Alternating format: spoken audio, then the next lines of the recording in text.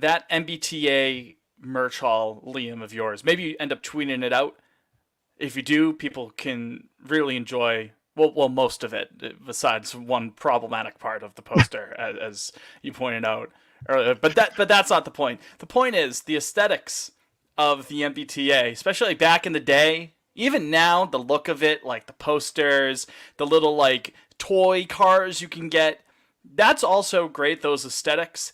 I just wish that the actual service of the MBTA could match that level because I'd be getting T merch left, right, and center. If the standard of service actually rose a bit. I mean, one, I'd have to agree. I would say, they try to make up with it, make up for it with the merch, but which I respect that. Yeah, I don't know. But like you said, yeah, I got a nice little merch haul from the MBTA gift shop. Nice little mug, some magnets, a postcard, a poster that has a slightly problematic figure on it. I don't think slightly. I don't think it's slightly. But yeah, we'll wipe that out. I don't know if are we gonna just put it out there? Should I put it out there? It's a racist caricature of an Asian person. Very, yes. Yeah, dated. It's called dated. At the very, least. An extremely dated depiction. Well, so first and foremost, the item we're talking about. First and foremost, not a racist podcast. All right, put that on the record. All right. Hands up, we do not endorse buying racism. the MBTA poster and shaking my head at it just to show everyone that I don't agree with that. With that caricature. That's right. Exactly. But yeah, so the poster I bought is a 1929. I believe it was the cover of a MBTA brochure or pamphlet of some sort. But outside of the, so to speak, so it's basically an aerial of Boston. It maps out, the highlights like the garden, the ballparks. Ballparks. Yes, which we used to be a proper Plural. city. And sort of like highlights, the big landmarks in the city that are still here, which is cool. And it's old timey and it's vintage. But when it comes to depicting Chinatown on the map, like Fitz said, Bad. A very good depiction. Sadly, but I really like the poster, so I bought it. Outside of that one tough part, and it's tough. Want it on the record. We can use some whiteout, or I'll put a post-it note over them. Otherwise, it's a very nice poster. I still have some other items in the MBTA gift shop I have my eye on for, Christmas or the holidays. If any of our beautiful listeners want to, treat me, get like the Amazon wish list going, right? I'll link it in my my Twitter bio. Yeah, exactly. Yeah, make it part of the link tree along with my OnlyFans. Yeah, there you go. Yeah, you're catching it. I wasn't gonna say it. OnlyFans. OnlyFans. Yeah, I mean we've had that idea before in the OnlyFans. We've kicked that around. It's the off season, ladies and gentlemen. We got to come up with as many ideas as possible. Also, shout out Leo. He said we used to be strong with the frowny face emoji. We love Leo. That's right. That's so true. That's so true. But yeah, this is going to be an interesting episode of Pod on Lansdowne. I'm joined by Green Line Enjoyer, a.k.a. Liam. I am Alejandro de Aza. I have most certainly used that name. I had to have used him in the past for an episode. 2015 legend. Yeah, that's exactly right. I looked up 2015 Red Sox. He's the name who popped up, so we went with him. A.k.a. Fitz. No Jake again this week. Shout out to Jake. He said he will be back 100% ready to roll next week. And we're looking forward to that. Looking forward to having him back. But for now, just Liam and I talking. I'm not even going to say just talking Red Sox. I mean, maybe there's... Why am I even saying maybe? There's nothing to talk about with the Boston Red Sox. Yeah, has anything of note happened since we last talked, Fitz? Craig Breslow had a couple of quotes about like, we'll see. I think he went on, was it Bradfo's podcast, or he spoke to some beat reporter. Nothing that we hadn't already really heard before. He said, okay, I think there was something, I'm going to paraphrase, something along the lines of leaning towards being aggressive, which, yeah, I fucking hope so, dude. But I feel like to really take away from that.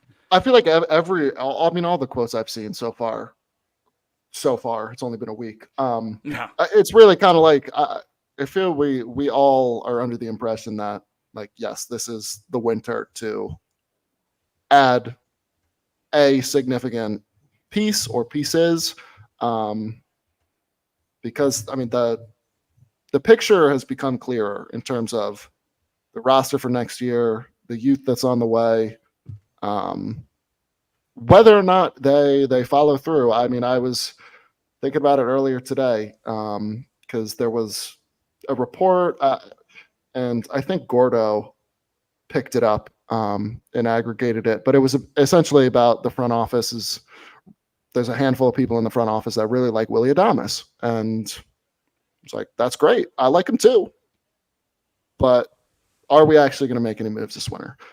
Remains to be seen. Obviously, can't do anything until the playoffs are over, so we're just kind of sitting here on our hands, Holding position. imagining better days. Yeah. But I don't know. I mean, I think everyone's pretty much on the same page. I just hope it's not full throttle 2.0 Yeah. coming down the pipe. Well, yeah, there might be a similar quote that pops up over the coming weeks and months. For that, Willie Adamas is interesting. I believe friend of the program Webster from Not Another Sox podcasts are most hated rivals. That's The right. man that you smoked in the race in the back alley of bullpen. A cheater, I might add. Started Yeah, early. and he still lost. He still lost that. We had the documents right there to prove it. I believe he tweeted out the idea, like giving out a lineup with Adamas there at short. I guess that sort of fits the bill, right? Right-handed bat kind of solves some questions up the middle in the infield. Of course, then it comes okay down the line. What We about have Campbell? so What about many my middle infielders already. They just make the whole yeah? But righty thing out of bat. middle infielders. What's Adamas's contract? Do you know off the top of your head? Um, I probably should have looked this up earlier, but you know what? Again, it's off season. well, I mean, he is a free agent. You want me to just pull up what he made Oh, he's last free year agent. or Oh, I this thought he past was year? still. Yeah. Oh, okay. Oh yeah. Interesting. Which is why it's like quite intriguing. But then it's like, But we again, I'd have rather them use those so many goddamn resources middle for the infielders. rotation. I really would, because I think you could with what you have in the organization for depth. I think you can piece together a competitive enough of a lineup. Um, what needs to be the focus of at least the free agent investments, I think, has to be the top of that rotation. To again, I don't want to sound like I'm a broken record. I'm sure you're going to hear this throughout the rest of the offseason at multiple points. But if you can get to a point where Houks your two or hey even your number three starter, that's a dream come true for me. Cooking with gas. Cooking with gas. Number two I think is a reasonable enough of a target. Three is, I don't want to say pie in the sky, but that's wish list.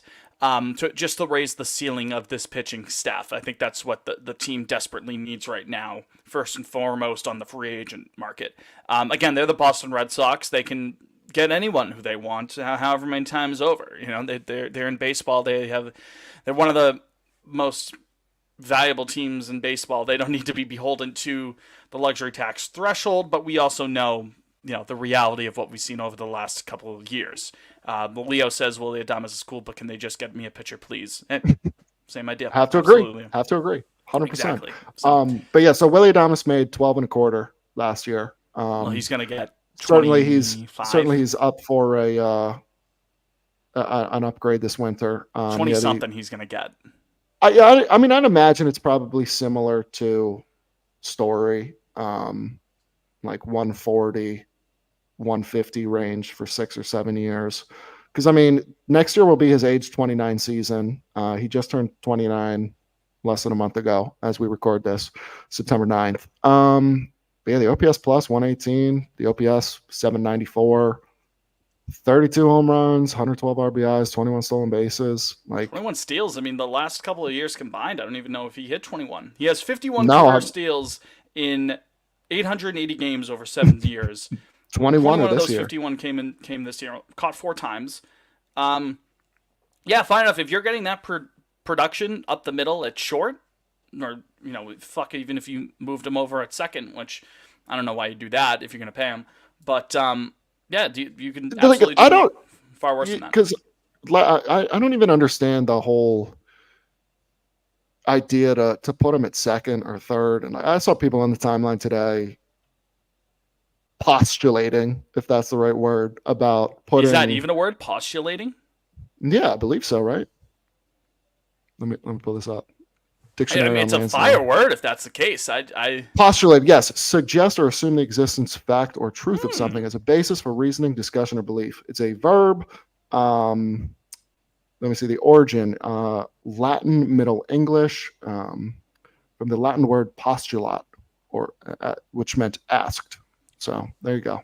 So Postulate. yeah, so I saw people postulating today on the timeline about putting Adamas at third or putting Adamas at second and moving Devers to full-time DH. Guys, It's here's the not thing: happening. Adamas is one, never played a major league game at third base. Two, as I'm looking at it right now, he's only ever played 10 games at second base. Yeah. So why would I want to sign a 29-year-old and then move him off the position? Obviously, we kind of did that song and dance with Story, but Story was coming off the surgery. We knew we still had Bogarts for the year. That made sense. Adamas, unfortunately, I don't see it with so many middle infielders. I feel like you can look under a seat at Fenway right now. There's a middle infielder there. So, and and so and again, that begs the question. You know, Story, whether or not he's a full time player through the life of this contract, that remains to be seen. But if you're gonna then double down and pay Willie Adamas, okay, that Story, and again, just kind of building off of your point about the organizational depth, that's Story, that's Adamas, that's Meyer in the system. Campbell has emerged as a legitimate organizational piece. You're almost forced to make a deal with some of the younger guys at that point, no? Because that's half of your middle infield spots clogged for the next 5 years. You know, maybe yeah, you sign him for 7, but call it 5. You know what I mean? Maybe the back end of the contract, you just kind of eat it by the time he's 34. You know, but yeah, it almost feels like you're kind of, is pigeonholed the right term here? Is pigeonholed a thing? I think that's the I right think it term. is I think too. that's the right term here. You pigeonholed into kind of flipping that It's like at some point. you're like, It holy doesn't shit! have to Now be we Meyer, it doesn't have to be Campbell, but something's got to give there. yeah, I don't see it. I mean, there No. was talk about it on the timeline. Obviously, it would be great, but I like you said, like that's more of a wish list item. Like, holy shit! If they sign Burns, they sign an elite reliever, you bring back Chris Martin. I just that it doesn't feel like top of the priority list right Yeah. now. And I Um, understand it's flashy to say, "Ooh, you know, Alex Bregman, like that's flash, that's flashy. That's a big enough of a splash move." And this is not to say that Bregman's a bad player or Adamas is a bad player. It's just I think given the state of the team, given the state of the major league roster and the minor league rosters, it would behoove you to go out and use that money for a proven arm who can give you 170 plus innings a year at high quality as well. So, and I again, tell you just though, hindsight. I got him on Savant right now. That spray chart at Fenway, baby. He would mash. Would He he would mash. mash? Let me Yeah, tell you. that's the question. He would mash. I'll tell you that right now. Is that all caps mash? Yes, 100%. Yeah. And again, Um, they could use the right-handed bat, so I understand why people might want Adamas, but I don't know. I think first and foremost, it's addressing that pitching staff. Um, and if it's a matter of going out to get a right-handed bat, maybe at a cheaper cost to get, again, I think I had mentioned this a couple of weeks ago, but just to get Devers off of his feet for like 40 games at third a year, and he can kind of be plug in as a See, utility guy that's like here, there, that. and I everywhere. understand. Like, I'm all for getting Devers off his feet for Yeah. a third of the season Go get that because guy, which opens up the resources to go get a Fried or a Burns. I'd have to agree. I'd have to Well, agree. it's nice to be agreed with. It's very nice. This is the part of the offseason where, again, since we're in this holding pattern, we just got to be, we're making assumptions on the assumptions being made by others. It is what it is. It's the rumor mill is, self-powered at this point. You know what I mean? And not for nothing, definitely last year, and my memory doesn't go so far back to remember the offseason leading up to the 22 or 21 season. Um, but it certainly feels like that the hot stove has been more of a simmer deep into winter. You know, every now and again you kind of get your trickle of plans. Now, last year was a bit of an anomaly with the Yamamoto and the Otani situation, but it did not like it was not like a deluge of information coming at us. We kind of had to sit on our hands and wait for quite some time for things to play out. Shit, fucking Jordan Montgomery signed like with 10 minutes to go before first pitch opening day. Yeah, I mean him and Snell, basically zero spring training. Yeah. Kids, let me tell you, to the younger ones listening, back in my day, the winter meetings, man, it's where it all went down. It was Like special. second week of December, whatever happened, the And game's the gone. libs had The to game's ruin gone. That's right. The woke left. Wokeness killed the winter meetings. Return guy for the You can't even winter sign meetings. any free. You can't even make big trades and big signings at the winter meetings anymore because of woke. You know. Ron So. DeSantis saying that at the GOP convention. You can't even make blockbuster trades anymore at the winter meetings.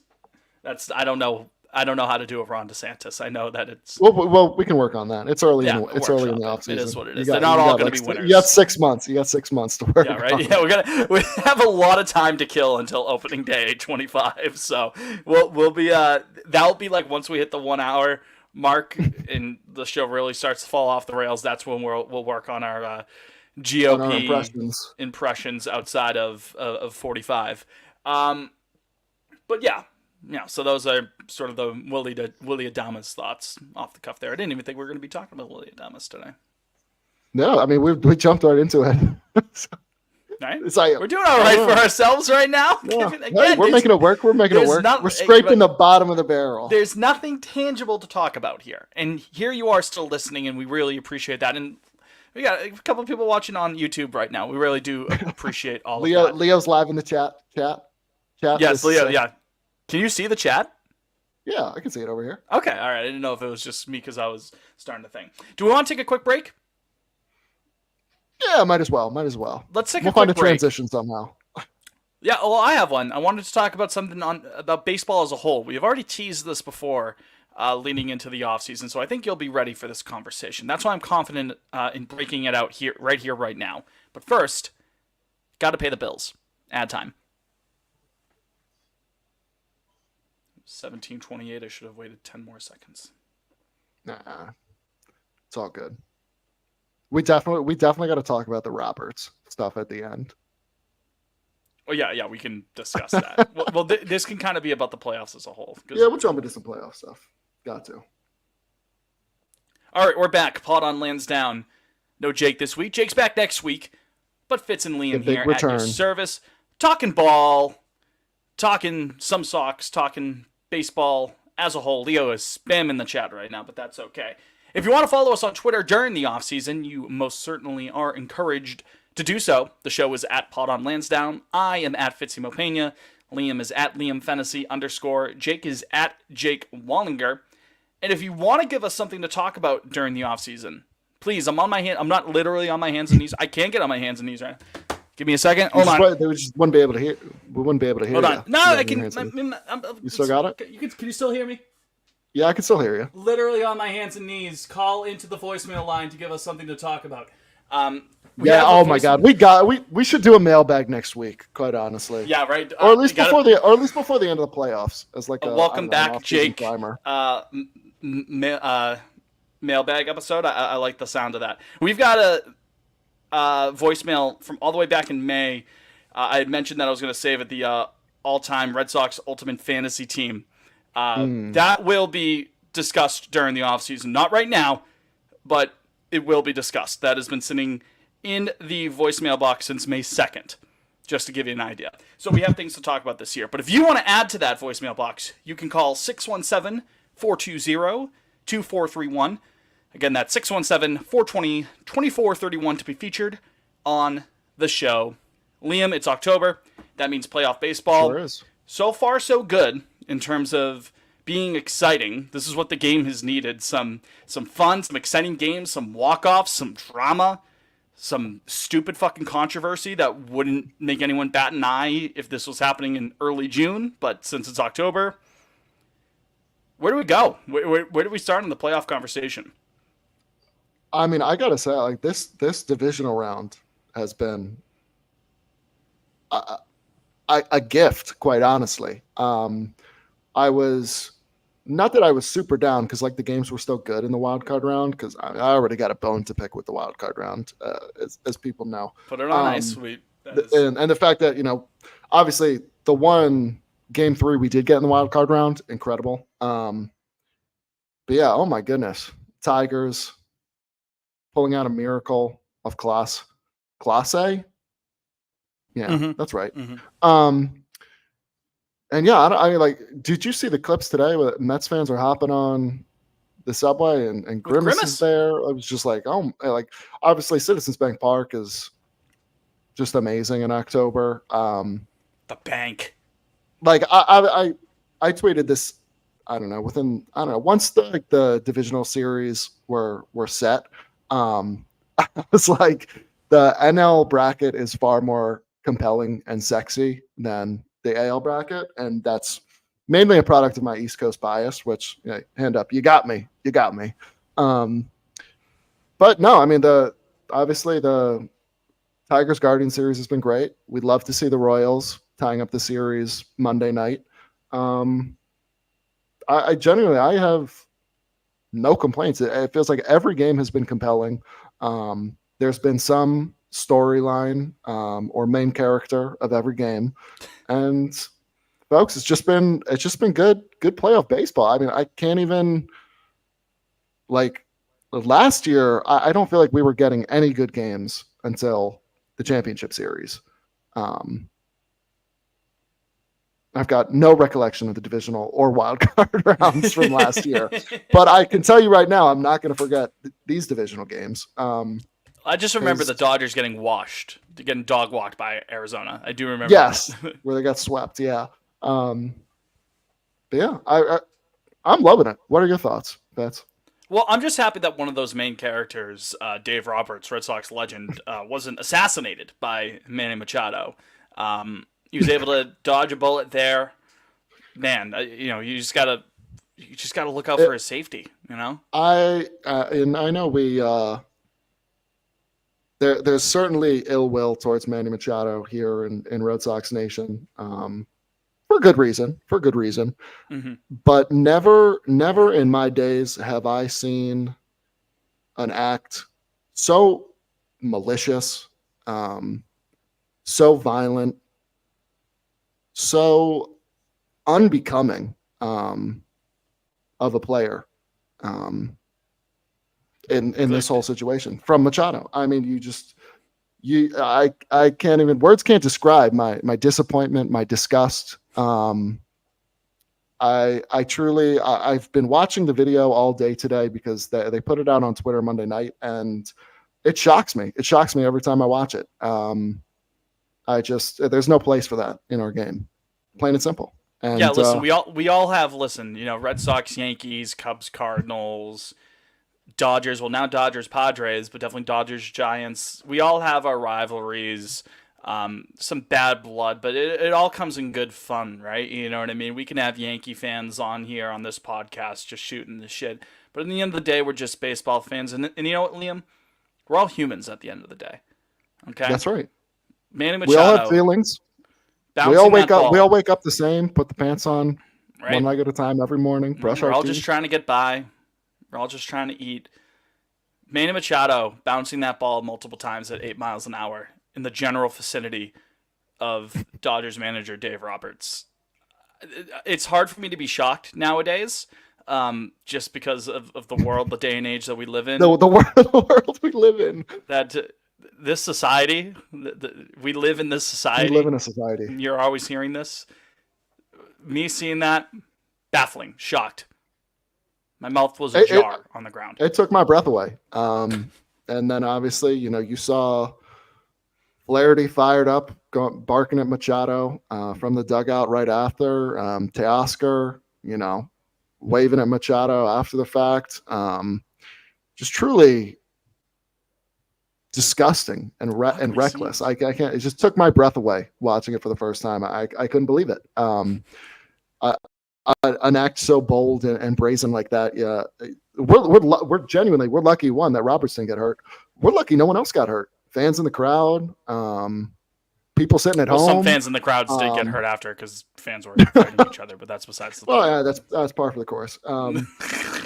But no, we're lucky. I mean, you and me sitting at home, that ball could have hit us. So uh, I really don't know what else that there is to say about it. I'm shocked, shocked and disappointed. Manfred hasn't come out with a I could have killed statement him. or handed down any punishment here yet, so it doesn't escalate tonight. But I think Judd truly, Apatow that was tweeted about it afterwards. I think that was that's the he big. sure did, and Smiley, word for word. What was that? Like a year, 2 years ago, like that like chemical plant in Lebanon exploded, and that NBA writer said it was an atomic bomb. That Yes, that yes. that throw was He's like, atomic. that's That was atomic. That's atomic. yeah. Um, but in any Yeah, event, trillions died. Uh, billions and billions and many Chavez Ravine innocent. wiped off the So, face of the earth. right. But no, I mean Blood and blood and I was walking bones. through Bud Dave and Roberts Bone. was Yeah, his sifting brother through was in blood and northern bones. Canada. Um, in any event, but no, it's been a fun, exciting postseason. Mets on knocking on the door of the NLCS. Would just be extremely funny if it was Mets Padres. Just after it's like, oh, Dodgers are gonna make this huge run, yada yada yada. As the Dodgers Padres game 3 is about to start now. Ken Rosenthal talking about his bow tie for a cause as we live and breathe. Um, the thing that I was hinting at going into the break that I think you're ready for, and you already kind of touched upon it there. I'm breaking into the vault here for offseason ideas. You keep talking about how you have ideas to fix the postseason structure. Let's talk about it. Because clearly, you are not a fan of the best 2 of 3 wildcard sets. Am I wrong in saying that? No, that would be correct. I think it's a black eye for our game, for our sport, quite frankly. Is it the 2 out of 3 nature? Is it the nature of that the teams that get the buys have to sit a little bit before jumping back into action? What about it? It grinds your gears. What about it? Um, quite frankly, just the fact that we have lost the one and done to start the playoffs. I liked that as soon as the playoffs started, the stakes were immediately raised. Oh, you're playing Game 7 in 24 hours. Okay, great. I it feels strange to me to play 162 games and then kind of not as I mean, obviously that we can talk about how the third wild card sort of incentivizes teams to shoot for 84, 85 wins, and it kind of waters the product down. See, that's my biggest I, problem with it. as for the playoffs itself, I just think it has messed up the scheduling. I don't remember how it played out last year, but as I'm watching the playoffs for this first week, I'm like, the scheduling has not made any sense to me. You had the ALD, you had obviously all the divisional series start on Saturday, but then the American League teams had Sunday off. Then they played Monday. Now they have Tuesday off. Then they pick back up Wednesday. It just feels wonky to me. And I'm sure there are smarter people out there that put the TV schedules together and whatnot. I just think I would prefer it if we had the one and dones, or at least brought them back to some extent. And like, I would almost be for expanding the divisional series as opposed to having the wild card round. I'd be fine if the divisional series went to 7 games. And we just cut out the wild card round. But I don't know. I think the league still likes the condensed series to sort of pump the stakes. But I think it's really watered down the initial week of postseason baseball. Because like you said, like we saw, the only time the wild card series has gone 3 games, I believe, has been both times the Mets have played in it against the Padres in 22 and this fall. So Is that just but is that more of a matter of just within a relatively small sample size? That's just how the odds shook out. You know what I mean? Maybe if this was extrapolated a bit more, you'd see some more of these mini sets go into 3 games, go in the distance, the little distance that it is, the 3 games. Because I mean, how many 3 game sets go 2-1 during the regular season? You know, and obviously a lot of that is against teams that don't make the playoffs, whether a playoff team faces them or the two mid teams. You know, take it. They go 2-1. The Red Sox don't make the playoffs, but they took 2 of 1, 2 out of 3 against the Marlins or something like that. You know what I mean? But in baseball, where there's so much variance within the year, I'm sure there are plenty of great teams that dropped 2 or 3 to some ass teams during the year. So is it just a matter of that's just how the odds shook out within these last couple of years that there's only been so few 3 game wild card sets, or is that a feature, not a bug kind of situation? Do you know what I Um, mean? yeah, no, I mean, I think you're right though. I think it is probably more. I imagine that's how it's going to play out more often than not. Um, so I mean, I don't know. I don't have Mookie a home run, by solution the way. off the. Oh shit! There goes that narrative. Damn it, that was fun. Well, it was fun while it lasted. Um, but I don't know. I miss the wild card games because it was like, all right, here are the playoffs. Someone's going home tonight.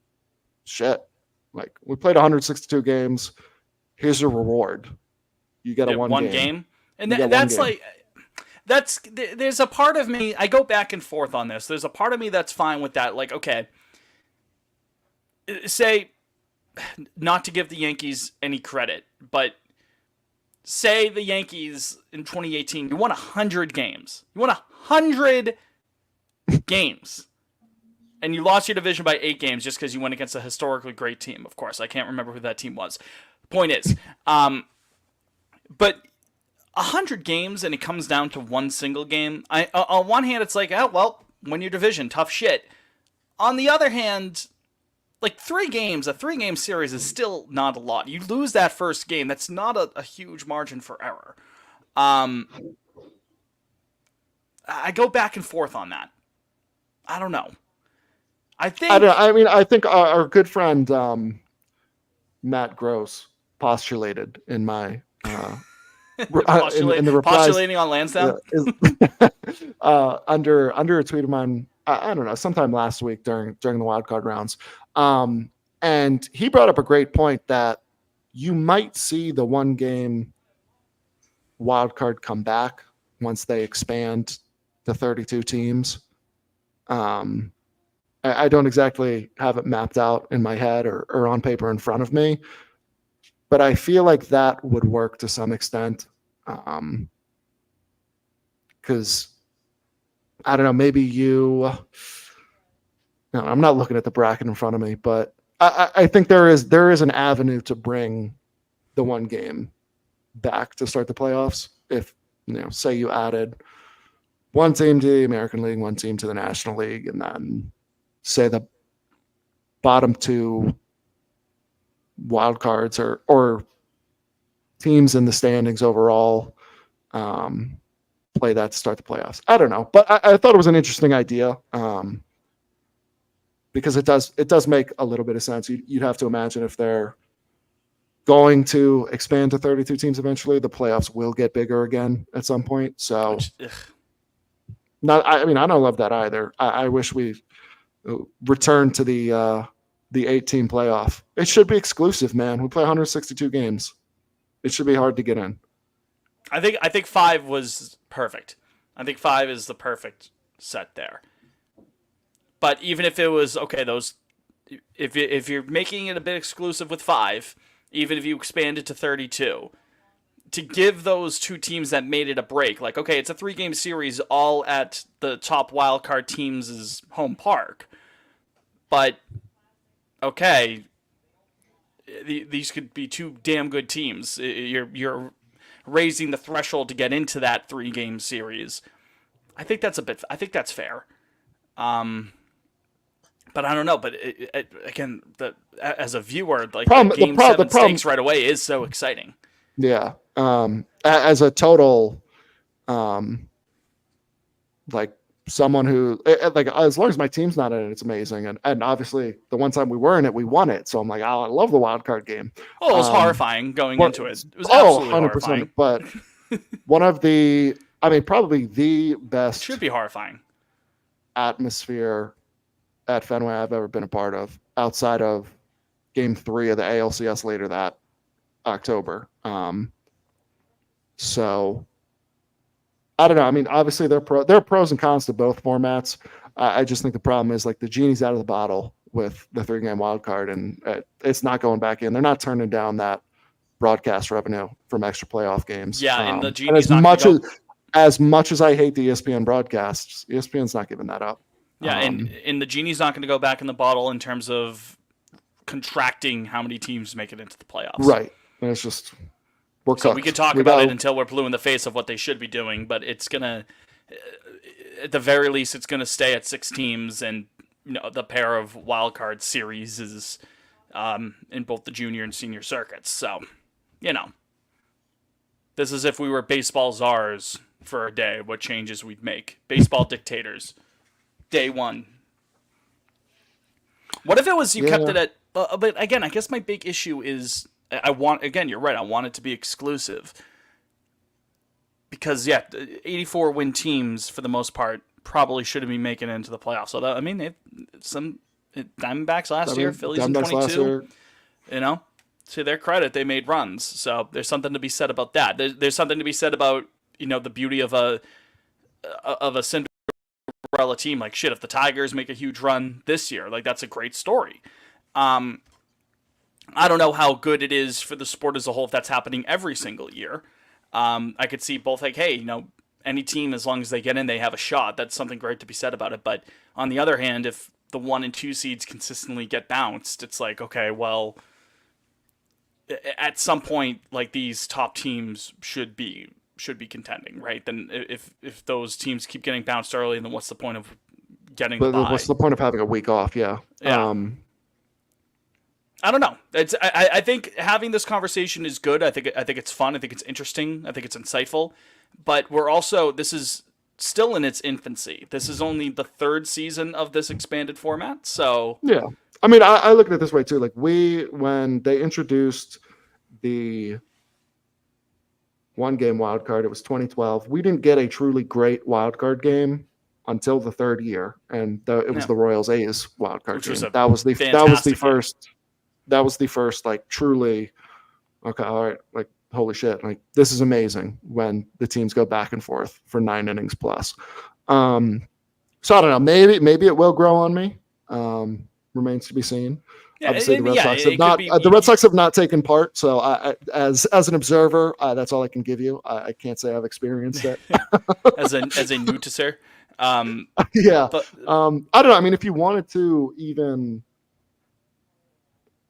wanted to parlay this into a discussion about expanding to 32 teams at that point, and I know baseball loves tradition, at that point, do you just toss out the American and National Leagues, go East-West? No, I mean, and then NFL still has AFC, and then the NFC. And then the playoffs, you just seed it. American League East, American League North, American League South, American League West. You split it up that way. NL East, North, South, West. 4 teams in each division, 4 divisions in each league. Easy. I just don't think. I just think based on the schedule for baseball, the players. There's a way you can split that up. There's a way you can make that happen. I just think the travel would be the thorn in the side. Wouldn't maybe? Well, the universal schedule maybe hinders that a bit. That's what I'm saying. Just like, but if you toss out the division and went East-West, then both teams on either side could play each other an equal amount of times, and then you could just go straight. I mean, personally, maybe this is the soccer talking. At that point, I'm like, all right, cool. Then we could just seed everybody 1 through 6, best record. If everybody plays everybody the same amount of times, everybody's on the same coast or relatively close to the same coast. at that point, you just see the playoffs that way. I don't know. I mean, Christ, Also, could you imagine the Northeast corridor? The Northeast corridor would burn down if it well, was the Mets, the that kind of Phillies, leads the into my point. Orioles, the Maybe if you did, Yankees. this is just me spitballing here, but maybe if you put, how do I phrase it?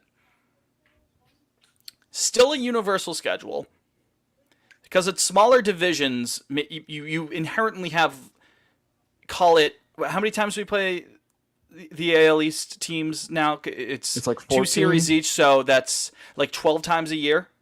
Yeah, it's like 12 Ish. or 14. 12 Yeah. or 4. Okay, so call it 12, 14 times. You have one less team in your divisions there, right? So that's 12 free games. Maybe with four. Yeah, I'm just kind of like running it through.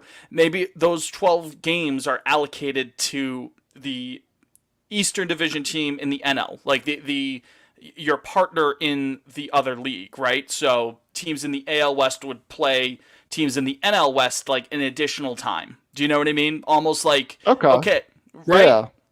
It's like an So extension of the right, division, you sort of. still play everybody, but you okay, you still have, you're still mainly playing your American League East teams. You're mainly playing the Yankees. You're mainly playing Baltimore.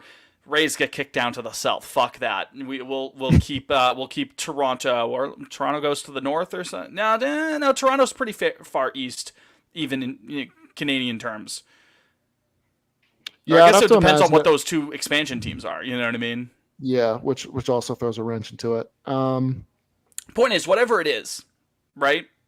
Whatever I it mean, is. obviously, like if you did go East and West, then it's like okay, you could take the NHL and NBA model, and then there's like a Mid Atlantic and the Northeast, et cetera, like you said. Well, then that's four divisions of 8 teams at that point.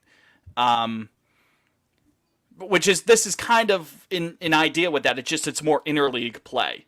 So you play the Braves instead of just one time a year, or like that 2-2 mini series each time. You'd play two series with Atlanta. You'd play two sets with the Mets. You'd play two sets with the Nationals. You'd play two sets with Philly.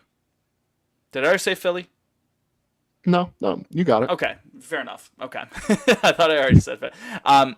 But yeah, that. So if you want to talk about it being fun, especially in the Northeast, like that's a blast. You see, you don't just see the Braves just the one time. You get them for 4 here, you get them for 3 there, or vice versa. There are multiple times where you come across the Phillies. There are multiple times where you play the Mets, baby. We go to My City once a year. They come to Fenway once a year. here's my problem. Then I think at that point, like regionally, um, like because the Northeast corridor would be such a focus, the Mid Atlantic would be such a focus. California, like Southern California, especially, like would become such a focus. And I mean, obviously, the Central teams are all pretty close knit. I worry about because obviously we've seen baseball in Florida not really take off in terms of fan attendance. I worry that kind of format would leave some teams without. Out. Yeah, without much of Yeah, a where home. it's like okay, now the Braves are like, well, oh fuck, we're playing the Marlins and the Rays. Like we used to play the Mets and the Phillies all the time. Like, Yeah, you'd have to formulate it a bit. I think based on tradition. I think that you can't ruin that. I mean, it's like the NFC East. It makes no sense for Dallas to be there, but Dallas always plays the they're Eagles there. twice. Yeah, That's exactly. just true. Dallas always Um, plays Washington twice. Dallas also always plays the Giants twice. That they're bitter rivals. So yeah, you would protect Atlanta against the Mets and the Phillies and whatnot. But yeah, where would the Rays fit into a division? To be the Rays, if you wanted to keep the Marlins in the NL, right? yeah, Like what? I don't know if you do like Where are those expansion teams going to be? I mean, if I don't know if if you the if basically do like the Rangers, Houston, the Tampa, Braves, and then Tampa and Florida, or Tampa and Miami, technically. you know, Um, got to figure where some off the top of your head, where would you say the two teams go? Assuming that the A's still go to Vegas, which that's a whole topic for another day. We Still, don't have to go. Yeah, it's it is. bullshit. But Speaking of which, it is insane to me that that's still like, oh, it's not final. yeah, They could be back at the Coliseum in 3 years for all we know. Because I don't think they're like Sacramento. I think that's going to be a headache. It already seems like it's going to be just a zoo for the next 3 years, and I'm based on John Fisher's track record. I have zero faith in him ironing out a deal to get the A's to Vegas. But besides the point, conservatively, I would say Portland and Nashville. Nashville. Well, there's one of your southern teams. If it was Nashville, the Rays would be Yeah, part. 100%. No, your AL South would be Nashville, Tampa, Houston, Texas. That's your AL South, Yeah, true. That makes sense. right? So then the other team has to go in the NL just to even things out. Which is fine. Teams have moved back and forth before. Or Ideally, they're part of the AL West, more interesting options in my eyes would be Mexico City, obviously Montreal, Vancouver. some Team more of Puerto international Rico play. would be sick. Mexico City would be kind of. I mean that's the team of an entire country, similar to Yes. what you've got with the. It would also Blue Jays be right a now. fucking launching pad. It would be like Coors on steroids. Yeah, so I think like I would hope it's.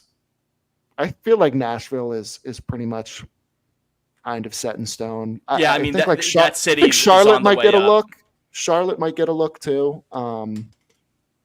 But it would be fun Portland. to have like another like you said. international team. So yeah, I mean, I think Portland probably has like the inside track in that regard too. But Vancouver would be cool. Portland's already 'cause I pretty mean- close to the Seattle market, though, right? And Vancouver, I think, is Yes. even closer. So yeah, that's like they're another all thing. bunched up there in the corner. Whereas Nashville, I think, makes sense in terms of to get to it's sports got business, its own sports space. business on Lansdowne. I mean, the entire team for the South for years was just Atlanta. Like you'd have dudes in, well, maybe not Kentucky because that's close enough to Cincinnati, but you definitely have probably dudes around like SEC country essentially wearing just Braves hats because that's all TBS would play. That was the closest team there, right? So Nashville, they carve out their own little sort of area at that point. Portland, from everything I've seen, have some pretty committed sports fans and whatnot. So again, Portland being a big one. Funniest possible one is just Pawtucket. Like, you took away our minor league team, we're gonna take a major league team. Watch them just let's just bring the Braves back, man. Give Atlanta an expansion team. We'll take the Braves back. And then the poster on my wall that says ballparks will be accurate again 100 years after the fact. I sometimes think about if the Braves stuck around in Boston, which again, the size. I think you would have seen the Red Sox leave if the Braves stuck around. Yeah, 100%. Because I mean, everybody talks about the '67 team basically like revived baseball in New England. Yeah, the impossible dream. So I mean, you had that period from 54 to 67 where the baseball was mid. Just extremely I don't know what mid. they called it in the 50s. But Some I don't know. I 50s mean, slang. like my grandpa, he grew up in West Roxbury. Like he grew up a Braves fan. He would tell me stories like he was going to Braves Field way more often than he would go to Fenway. He said he was like part of basically like their version of like the kids club at the time. It was called like the Knot Hole Gang. Sounds crazy. Not whole gang.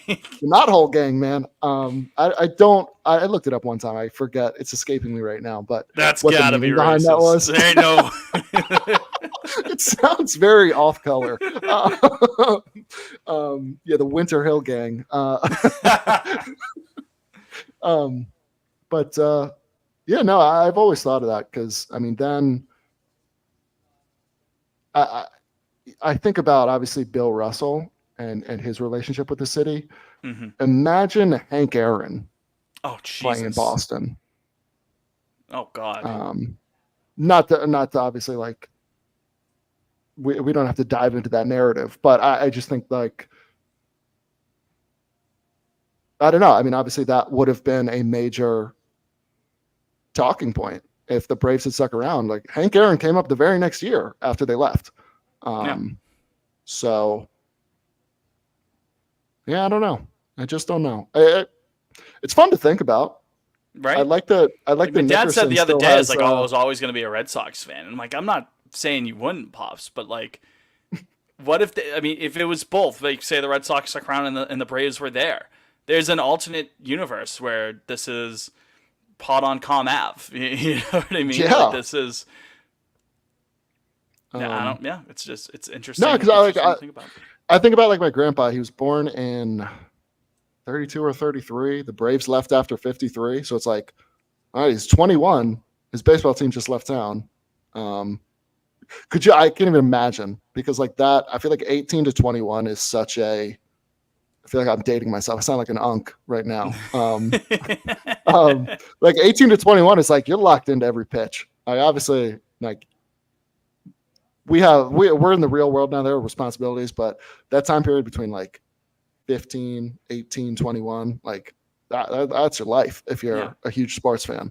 Um, so I don't know. I wish I had been able to ask him like what his thoughts were, but I think he was kind of like, well, the Red Sox are still here, so I'll be a Red Sox fan. Um, Would say this is the universe where everything in terms of the history of what the team's doing on the field, the players are all the same, the characters, the storylines, Buckner thing still happens, you know what I mean? The 90s Braves and whatnot. Say that's all the same, with the only exception being instead of being in Milwaukee and then Atlanta, they're in Boston the entire time. Would it be like a, not that the Braves were setting the world on fire with championships, but obviously I don't know if you heard the Red Sox took them 86 years to win a championship. Would it be would it be for like our parents' generation? So my dad was born in 66, just to give you an idea. Would it be a situation where the Braves are more like, obviously not to this extent, but the big brother like the Yankees, and the Red Sox are little brother like the Mets in that kind of regard? I think that's a fair assessment. I can't imagine it being the other way around because what the I think the Braves did the Braves win the very next year once they moved to Milwaukee, or was it like 57 or 58? Um, they won the World Series very soon after they went to Milwaukee, and then I mean obviously you have those '90s teams and Yeah, that run in the '90s with holy shit, Maddox that and run Schmaltz through and like Glavine. the mid 2000s where they're winning the NL East every What, they won year. like 14 straight times that they won the Yeah, division. with Bobby Cox, yeah. Yeah, So I do think at that obviously okay, the Braves win in what? Did they win in 95? Was that the year they did it? 90. I think it's 95 because they only Yeah. won one title in the '90s. I think they Yes. went to like three or four. They won three or four pennants, but because they lost to the Twins in one of those years. I Yeah, think that Smoltz and Jack Morris the game. 1-0 game, Nuts. the 10 inning Yeah. game. Yeah. There was that. Did they lose to the Blue Jays? I think they did. I think the first time the Blue Jays won, it was at Turner One of them Field. was the Phillies. It was either the Braves or maybe the Reds, because the Reds won I think in 1990 or 91. Yeah, that was what the Um, Nasty Boys. The Nasty Boys in '90. yes, Nasty Boys. Yep. Let me see. Let me see. Let me see. This up.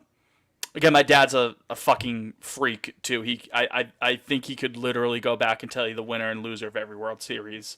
I think from the rip. Maybe he'd miss one, but I've had him. He's done this before, and I've seen him do it after drinking a couple of beers. So that just goes to show how impressive it is. Okay, so here we go. Here we go. Here we go. Yeah, so the 1990 World Series was the Reds and the A's. As you see, the Reds won. 91 was Twins Braves. 92 was Blue Jays Braves. 93 was Blue Jays Phillies. That was the Joe Carter year. Mm-hmm. Obviously, 94, everybody went home. I don't know what happened. They took their ball and went 95. home. The Tiananmen Square '94 World Series.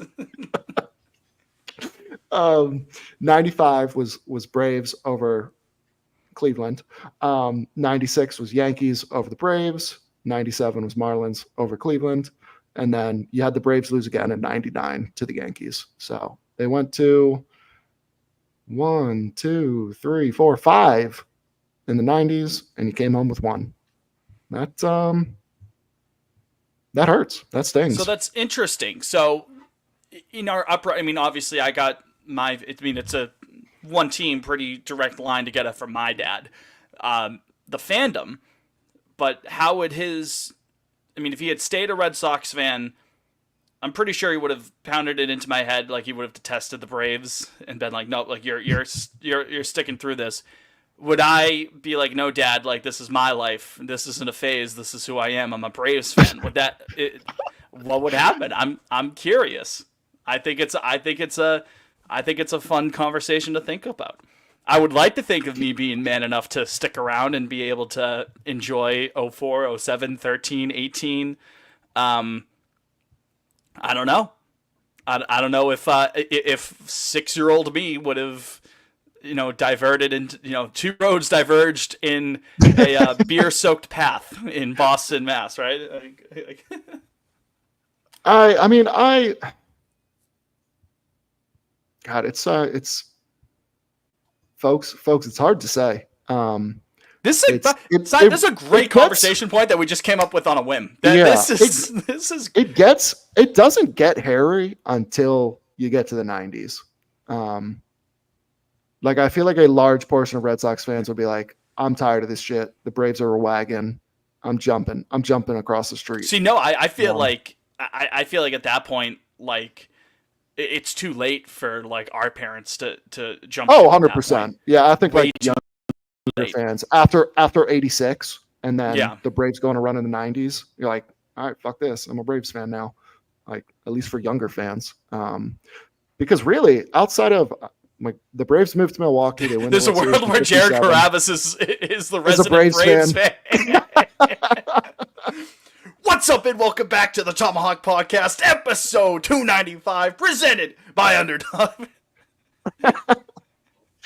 But like here's the thing, and obviously like the playoffs were different. They weren't as big as they are now, but the Braves moved to Milwaukee. They win the World Series in 57. They lose the World Series in 7 games in 58. But then the Braves aren't back. They lose the NLCS in 69. They lose the NLCS in 82. And those are they only have 3 playoff appearances between winning in 57 and then losing the World Series in 91. Whereas the Red Sox are similar, where you lose the World Series in 67, you lose the World Series in 75, you lose the World Series in 86. And then the Sox had multiple instances of close but no cigar. Yeah, oh my God. It was never the Cubs where the Cubs were just fucking bad 99% of the time, right? It was like at least we'd get to the World Series and we'd take it 7 games. We just couldn't. Yeah, close. Or you have Bucky Dent, or you have this, that, the other. Yeah. And then they lost the ALCS in 88. They lost the ALCS in 90. I think both times to the A's. So it's like the Red Sox had 2 more playoff appearances than the Braves in that time period, but the Braves at least had a ring. Yeah, don't mean to think about a ring. I don't know. It really is a toss-up until you get to like 1990. But even in the 90s, the Red Sox had 4 playoff appearances. 90, they win the division in 95. Yeah, they just run up against the fucking eminent dynasty of the decade. You know what I mean? Which is funny because the other, like the second place eminent dynasty of the decade, would have been right across that. Oh, now that again, I'm sure people have already gotten to this conclusion, but how torturous would it have been for a Red Sox fan to be sandwiched between, in the American League, like the Yankees rattling off the 90s Yankees, pennant after and the pennant, 90s title Braves. after title, and then on the other end, the team across town, literally 15 minutes away, hop, skip, and a jump. Right, they're the runners up for the team of the 90s in the sport. That's hell. That's hell. When How you much put it sweeter that would way, have 04 been at that point? Oh because my God. not only yes, it's like finally, like we've jumped over, One, you get one the on the Yankees arch Braves, and nemesis, then but now we're obviously you get the finally one the on the Kings of Yankees. Boston. Yeah. And then you win another one in 07. Mm-hmm. So then it seals the deal. And then another in 13. And another in 18. Um, Yeah, and in yeah. 18, you're the closer of the other team, like their beloved closer, Yeah. when he came up with them with the Braves, you go and take that. You know what I mean? This is schizophrenic on Lansdowne. Imagine Brandon Phillips' huge home run against the Braves in Oh, 18. That would pop off at at Braves Nickerson. Field. Yeah, Yeah. Oh, that would have been special. God. Yeah. That would be fun. We need another team. We need another team. I'm trying to think what I would love to know what the population of Boston was when the Braves left. probably like, I was gonna say 75 as a joke, but it's probably a lot of people had moved out by then. It's people Boston's went west, young population in man. 1950 was a hair over 800,000. As of 2022, we're at 650,000. So we've Yeah, lost people people. moved out. People moved Yeah. to at least to the suburbs. They moved to Milwaukee. Well, I meant like people, No, like I know, residents, I know. but yeah, they moved went to another suburb in another state, another part of the country. Interesting. Yeah. So the population in 1950 was the peak.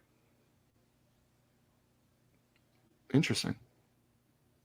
Yeah. But we'll be back over 800,000 by 2050. They're projecting. So maybe that's when we get another team. We'll talk in 25 years, guys. We have to build another landfill to extend to like where the stadium is, right? Or maybe Yeah, they where do you finally go think through with that Olympic plan and Boston gets the 2084 Olympics. Where would you put another ballpark in the city? That's another fun one. Jesus Christ. Well, the whole problem with my whole thing with the Olympics is that like, the fucking Olympic Stadium would be a mess if you did it by like South Bay. Well, yeah, no, there's no chance. Yeah, This feels they like don't even this want to feels do like we're the playing Revs the stadium there, right? yeah, which Dan I still Secretore, don't yell at me, please. yeah. This feels like our exercise back in the summer, where you're just trying to find See, we need one. our true public transportation head here, Jake, to kind of Yeah, work into Jake this. Jake Because would how have a that work good into the idea team? of where you could put someone, but In I all don't honesty, know. they'd probably fucking move out to the suburbs somewhere. They move somewhere outside of Oh, 495. 100%. That's They what build it actually next to what they would build it next to happen. Foxborough. Oh, yeah, right? Or, fucking by Plainridge Park or something like that to parlay it with gambling now, right? Right, wrong, or indifferent. That's what's going to happen. Get an MLB team out in Amherst, Massachusetts. The Pioneer Valley yearns for Major League Baseball. That's what I say. Amherst and I don't know where in Delaware the Blue Hens are, but there. Newark, my boy. Newark? Just south of Wilmington. There you go. Yeah. There you go. So that was a fun conversation. Do we want to take a quick break before final segment? Wrapping this up? Yeah, let's do it. I'm Let's do shocked. We've gotten an hour. We've gotten an Yeah, hour out of this. This is I great. should have That taken was a a fun break exercise. 20 minutes ago, right? Yeah, we should have done it 20 fun minutes ago, and exercise. yet here we are. Who We can says we thank got nothing to we talk? can thank my offensive poster.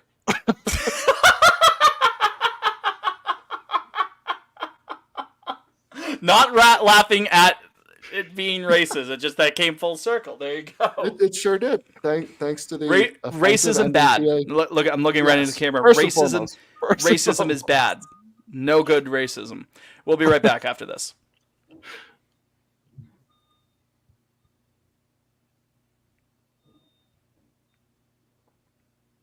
We have returned to final segment on Pod on Lansdowne this week. Second episode of the off season. Unfortunately, some sad news out of Red Sox Nation. It'd be remiss if I didn't mention the passing of Louis Tiant. That was announced Tuesday. Not right before we recorded, a couple hours before we recorded. But Louis Tiant, who should be a Hall of Famer, 100%. Let's get that out of the way first. He should be in the Hall of Fame. already have gotten a couple of texts, not to keep going back to my dad, not to sound like Bill Simmons just talking about my dad nonstop. But he's been talking about Tatis home run, by the way. 2-run 6-1 Padres. Oh my lord. You know, get Tatis to Boston. That's what I want. Never gonna happen, of course. But no, he's already been texting me about the memories of watching El Tiante. Texted me randomly in the middle of the recording here. Go look up his game line of Game 4 of the '75 World Series. He just tells me, I'm like, I guess okay. We could do it right now, live on the pod. Game 4, Game 4. I've got it right. I've got it right here. You got it. Look at you. Documents right here. Yes, Game 4 of the World Series or the ALCS. He said in '75. Maybe it was ALCS. Maybe I misread it. He said Game 4 of the '75 series. Okay. Yeah, he went 9 innings, gave up 9 hits, 4 earned runs, 4 walks, 4 strikeouts. He threw 155 pitches. 155. 87 strikes. Yeah, but that's a complete game right there. And they won. They won 5-4. Did what he had to do. Right? Multiple people on the timeline today, I saw it on multiple occasions, being like, yep, growing up in the '70s, everyone imitated his windup. My dad. That's this is like we're Bill Simmons 2.0. My dad tells me all the time he loved El Tiante. Do you want his full stat line for the '75 World Series? Let's hear it. So he started 3 games 1, 4, and 6. He threw 25 innings, meaning he threw all but 2 innings. He went, folks. He only went 7 innings in Game 6. Oh, I hate to break it to you. Can't have that. Yeah, just terrible. But they won all 3 games. 25 innings, 10 earned runs, 8 Ks, 12 strikeouts, which is hilarious. And what did he throw? A total of 368 pitches and 61% strikes. The ERA was 3.6. The FIP was 3.1. He faced 107 batters. It's fucking nuts. This guy's a horse. Absolute horse. But only gave up 1 home run. So defense behind him had to have been. What a monster. And it would have been Freddie Lynn messing up those plays, I'm sure of it. Him patrolling center field. So it's someone else. But no, just what a guy. And I mean, obviously, never grew up watching him pitch, but always appreciated the fact that he just kind of would be hanging around Fenway. He was just sort of there. Yeah, I was thinking the same thing all day. Where it's just like he felt like, and not to make this like a larger conversation, but I just feel like we're losing so many guys that it's just like they were a presence. They were always around. They embraced the Red Sox. They embraced the city. Louis was the same way. Like I went to the final weekend series. I already forget who the hell we were playing the Rays. He was in the Legend Suite on Saturday and Sunday. And obviously he was always on Jersey Street. Yeah. His stand. You I posted the photo today. So at the end of the 21 season, I went with my family and we stopped into bullpen for a couple drinks before the game. Obviously, go through the gate at the door bullpen, and we're standing around before we head in, and the El Tiante stand there on Jersey Street is there, and I stand back, and I'm like, I didn't have that many beers, right? That's Louis Tiant, right? Just sitting there, like no line in front of him. Just there with I think pretty sure he had a cigar, Of course. And I was like, Dad, that's Louis Tiant, right? He's like, oh yeah, that's Louis. I'm like, oh, okay. I'm gonna say hi to Louis Tiant. I told him, dude, you should be in the Hall of Fame. He very much appreciated that. I don't think he was just kind of like indifferent to me coming over, but he lightened up a bit when I said you should be in the Hall of Fame. And he's like, hey, thanks. But no, he should be.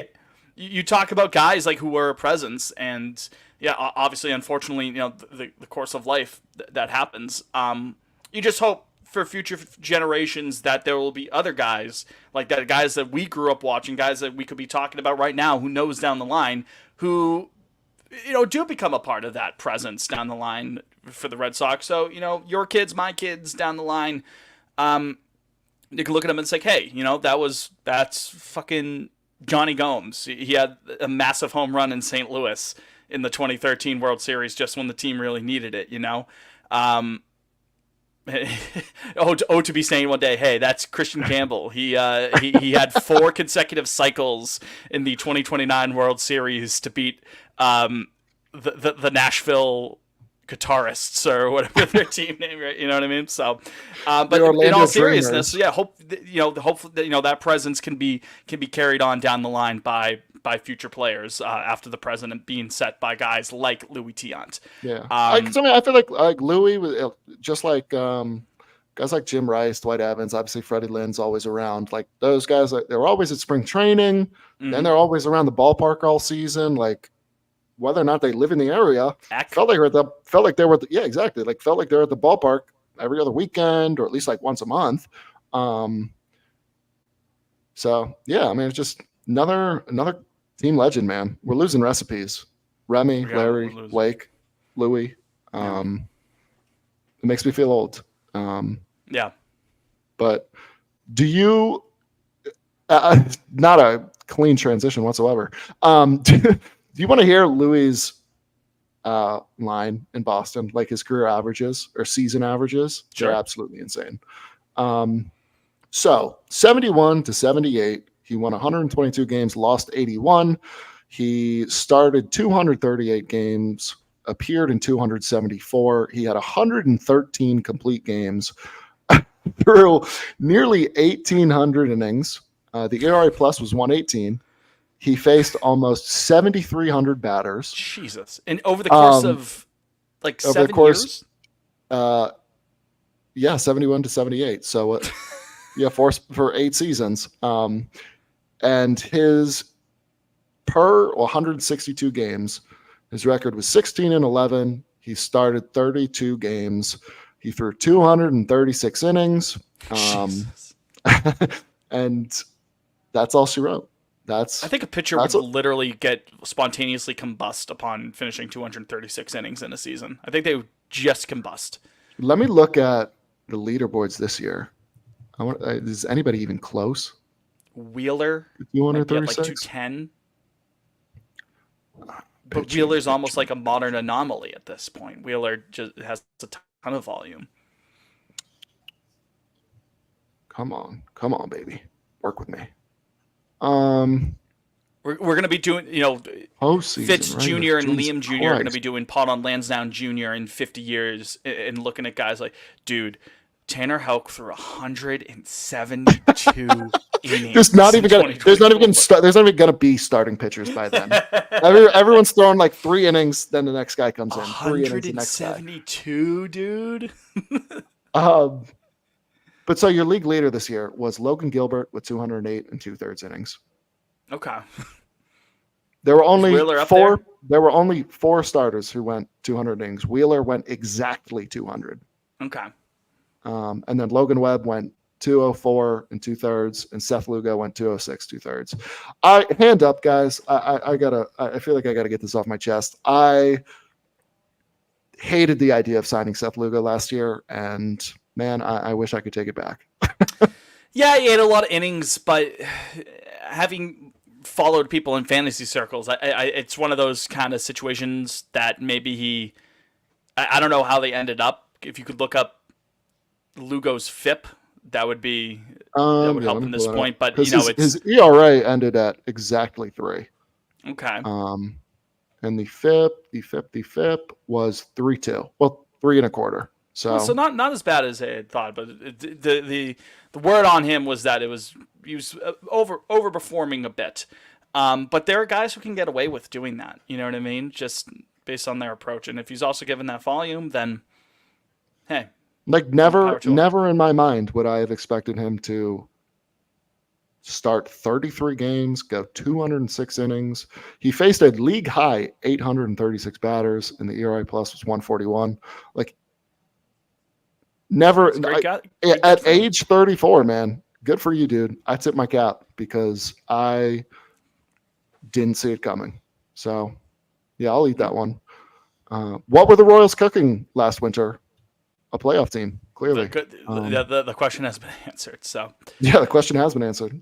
So So all right, do we anyway, have anything else? um, Emoji of the week, by the way. El Tiante is from Cuba, right? He's Cuban. Sure is. Yeah, I remember like his story. Cuban His parents Cuban flag. didn't see him pitch in the majors until the '75 World Series. I can't even imagine that. Yeah. Um, How's our son so doing? Oh, he's on a career where he should end up being a Hall of Famer. That's good. Yeah, um, Cuban flag emoji of the week. Um, yeah, that's a good one. Song of the week. The Globes Or picture. There's I guess the Baron posted an article today about Tiant not being in the Hall of Fame, and the thumbnail photo is like Tiant and Pedro in their gorgeous batting practice blue V-necks. Lovely. Nice photo. February 2002. But yeah, I'm gonna miss Louis, man. Yeah, Like, of course. just was always around. Everybody loved him. Apparently, all I heard today was like, whenever he'd see you, he'd come up and give you a kiss on the cheek. Like, would have loved that. Little kiss from a should be Hall of Famer, man. Yeah, man, I'd take that any day. So I miss him. I do think I will say this, whenever I think of the beautiful '79 home whites, I think of Louis. Yep.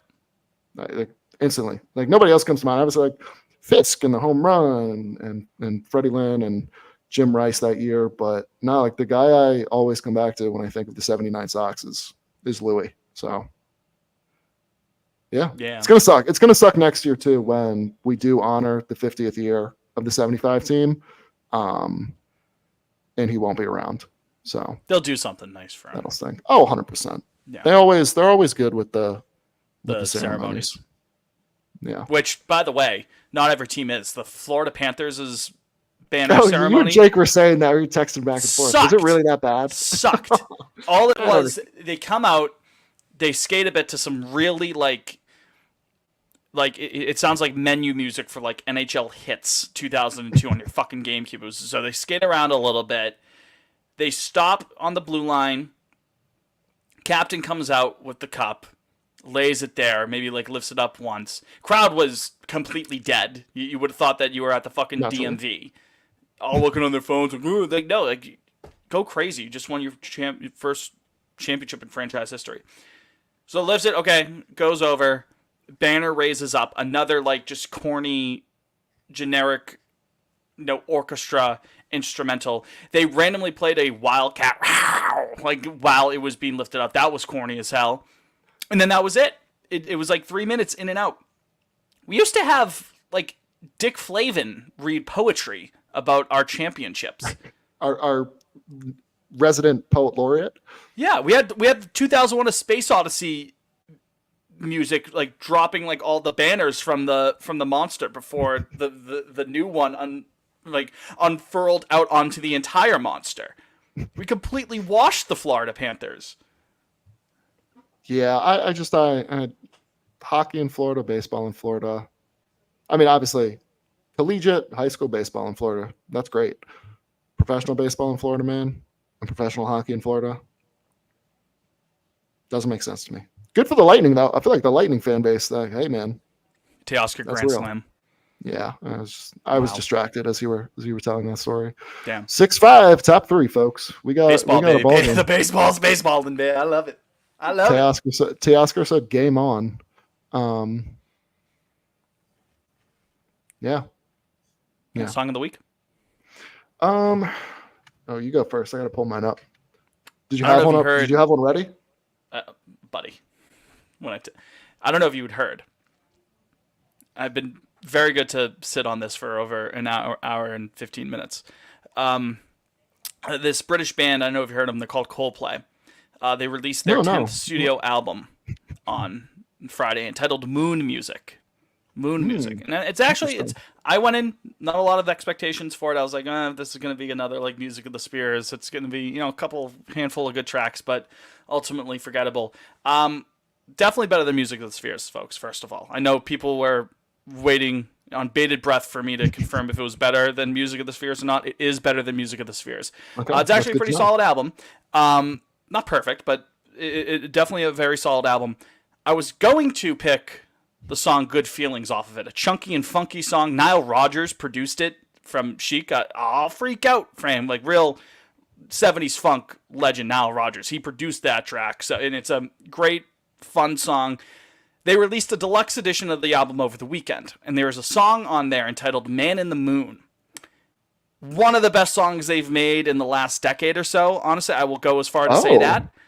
It's brilliant. And I am wondering, what the fuck, guys? Why didn't you put it on the main album? Why did you leave it as a B-side in the maybe they were deluxe waiting. edition? Maybe they were Why did you waiting. leave it as a vault track like your Taylor here? No, put this on the main. This is banger for They're trying to chorus. bump those. They're trying to bump those streaming numbers up. Brian Joyner, eat your heart out, because that chorus, that melody, man, infectious. Infectious. And it makes me sad that they will not be playing that live, likely, when they come to Gillette Stadium on Tuesday, July 15th, 2025, when I'm in Maybe, hey, attendance. maybe if you listen to it enough times. I artificially get the numbers on that, and they Yes. have to Yeah, say, because that's what happened with Sparks. They brought Sparks back off of their first album on the tour because it was getting popular on people TikTok. were streaming So it. it's like, That okay, makes they played sense. Sparks. When I went to see them at MetLife, they did a C stage version of Sparks, and it was brilliant. It's a great song. Oh, that's And nice. I'm glad it's caught on. So the song this week is "Man in the Moon" by Coldplay. Very nice. Very nice. My So my, mine my here. 2 minutes allotment of talking about Coldplay for the What about week Coldplay? has All expired. right, they're going to start playing the Oscars music. If only we were talking about someone who could play music like Coldplay, right? So this one was inspired by our nice car ride Sunday Fits, and I'll be honest, I got back Sunday night and couldn't remember if we had heard Third Eye Blind or Three Doors Down in the car. So I just ended up listening to both of them, but my song is "Never Let You Go" by Third Eye Blind. So There you go. Shout out that's all I Third Eye got. Blind. Yeah, We I were talking about couldn't Third Eye remember. Blind, like I was like, was it Third Eye? They just like it it was was a Third Eye snippet of Blind. the song. It was a snippet of the song on the radio, and you Yeah. went into some spiel about how they should play at Disney, and Well, they I was seem like, like a damn, band that would play it at Disney seemed World. like, And Jake would, yeah, again, because I don't know if I told this on the podcast, when I went in April doing drinks around the world at Epcot at the America Pavilion, they have like a stage there, kind of like a mini amphitheater. It almost seems like, not many, it fits a fair amount of people there. But sure. out of nowhere, I'm like, I haven't been drinking that much. That's the Plain White Tees randomly playing on a random afternoon at Epcot. What are the Oh yeah, Plain White Tees doing here? I should have stuck around to listen to Hey There Delilah, but we were just, Missy Mopena and I were in the car with Liam, and we are just shooting the shit of like bands that would fit the bill for that. Third Eye Blind definitely being one of them. Like, oh, I could definitely see Third Eye Blind there. yeah. I hadn't listened to them in a long time, but our car ride inspired me, and I'm getting my fix in over the last 48 hours. So Epcot that's concerts schedule. Just to give the fine folks an idea of like the stature of artists that we're talking about here at the Garden Rocks concert series at Walt Disney World at Epcot, the experimental prototype community of tomorrow. Da, da, da, da, da, da. I forgot that this fucking website's just the worst to look there. Is it Eat to the Beat, maybe? This is bad radio. I I will apologize. say. Well, as you look that up, I had a question for you. Would you consider Third Eye Blind divorced dad rock? Because I was trying to figure out, like, I was listening to Three Doors Down, and I was like, this is definitely divorced dad rock. And then I started listening to Never Let You Go by Third Eye Blind. I'm like, this kind of fits the bill. Like, it's similar. But then you listen to some other Third Eye Blind songs, and I'm like, nah, that feels like the late 90s punk ass high school kid, and it's childhood bedroom music. I don't think it's divorced dad. For Third No, Eye I don't think Blind. they are. I don't think they are either. Yeah, I was like, because I then I just started to listen to the playlist The Spotify gave me. It was like script Three is Doors divorced Down. dad.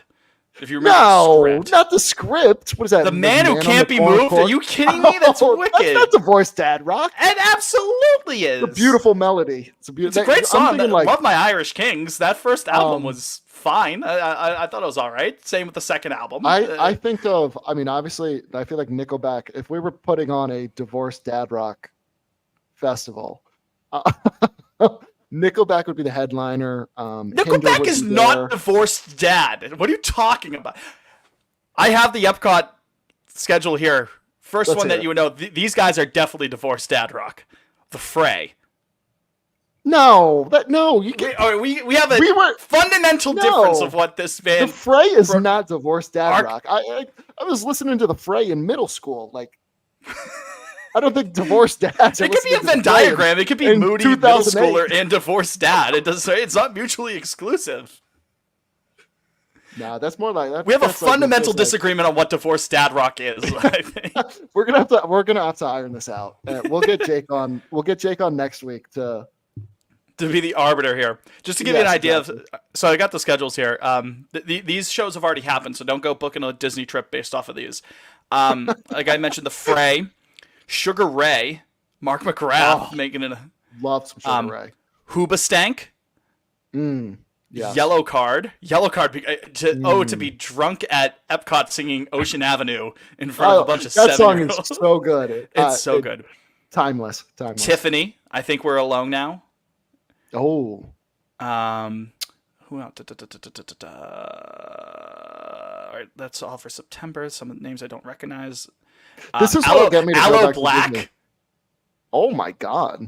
Joey These are my Fatone friends. and Friends. We the Kings, which I never got into them, but Nah, me neither. Switchfoot, Who is Switchfoot? Should I know another them? one of those kind of butt rock bands, I think. Butt rock. Yeah, butt rock. You ever heard butt rock? No, what is that? Butt That rock. doesn't sound good. I'll read the Wikipedia definition of butt Sure. rock. It's post grunge, essentially. Okay. Oh, Meant to Live? That's a great song. Okay, I know who they are now. I don't know if Switchfoot is specifically butt rock, but David Archuleta for my American Idol fans. Hanson. Oh, Bop. Yeah. Let's see what else here. And again, they got like some cover band. Like it says like Evolution Motown. That's just a Motown covers band. Who else? Boys to Men. Magic. The Why You Gotta Be So Rude guys. Well, this one is coming up. This is November 15th and 16th. Smash Mouth. But lead singer passed away. oh, that's right. I forgot about that. 98 Degrees coming up. Just to give you an idea of the caliber of band that we're talking about here. And I think This is what'll get me to go back to Disney. I'll come with you and Jake. You guys can ride the rides, and I'm just gonna sit there and listen to. Boys to Men. Yeah. Hell yes. So, hour and a half. Pretty good. I can't believe we did it. I thought like maybe we'd get 45 minutes, but we always find a way. We got Philippi. You know what? We have an arbiter here. We got Philippi in the YouTube chat here. The Fray is not divorced dad not rock. divorced dad rock. Okay, so fine. Thank you. I'll take that out. Thank you. Fine. Democracy wins again. Sad. Democracy But is on the ballot, and it wants you to answer the call. where did I go Right. wrong? I lost a friend. How is that not divorced dad rock from How to Save a No, Life? divorced dad rock is like Hinder and oh my god, who else? We can iron this out. We can iron this out next week with Jake too. I feel like he'd enjoy this conversation. Oh yeah, yeah. But I don't think this the- listen, it's gonna be a long off. This is an ongoing conversation for the winter, but tonight, for tonight alone, we can confirm the Fray is not divorced dad rock. That's good. Early 2000s Yes. rock only. Okay, Yes. Fair enough. So, Yeah. all right, that's gonna do it for this edition of Pod Online. So, unless you have anything else any other divorced dad rock takes you want to get off your chest, Liam. No, I'm gonna sit on the couch after this, after I shower and watch the game. Felipe, I gotta correct you here. He says the Fray is early 2010s. They may have been around in the early 2010s. They were most certainly not Nah, in I their feel like- prime I in the feel early like that 2010s. peak- I feel That's like that mid peak aughts. is- That's mid. Yeah. That's like 2006. We're talking, right? That's look up when How to Save a Life came out as. I want to say that's like 07 or 08. Never Say Never was on their second album. That was like 08, 09. That first album with How to Save a Life and No, wow, okay. March everybody 2006. knows. March- That's 06. okay. Yeah. Thank you. All right. Boom All shakalaka. right. You can have that one. Boom. You Yeah. can have- Right. Now we're even. The points are shared. The points are shared. Yeah. Right. Yeah. Right. Draw. It's a They draw. split. Yeah. Right. They got a result on the road there. So, but that's going to do it for this edition of the program. We really do appreciate you sticking around in the off season, listening to us talk about Chat's popping off tonight. chat's popping. We should tell. We stream it on YouTube, guys, and you can get Jake's unfiltered, on Steven Tyler takes.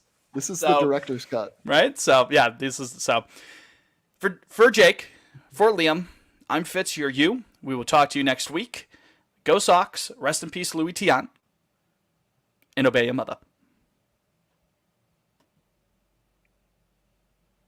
Obey your mother. We just got over the 1:30 mark technically in terms of the recording, so fucking nailed it.